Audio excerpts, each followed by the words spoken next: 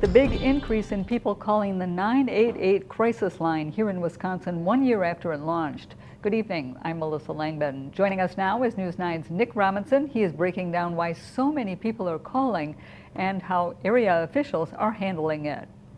Melissa, 988 has only been around for the last 12 months, and in that time so many Wisconsinites have used it. It's become one of the top callers in the country.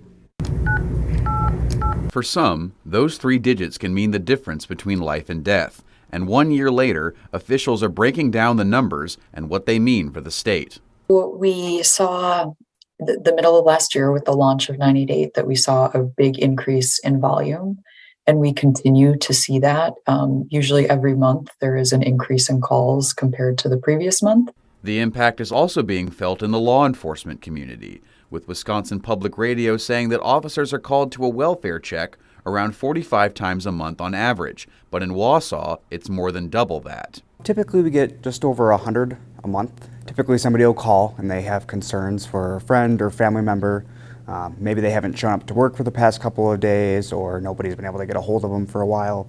So they will contact us. And not all calls are about suicide-related issues, as some people might think. Officials from Wisconsin Lifeline say that the hotline is being used for a variety of reasons.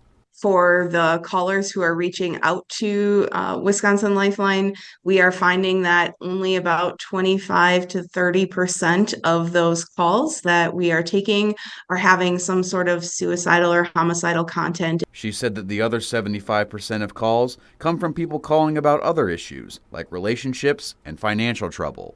Everyone I spoke with echoed the same message, that if you need help, there's always someone there, whether it's a dispatcher or your local police department. Live in the newsroom, Nick Robinson, News 9 WAOW.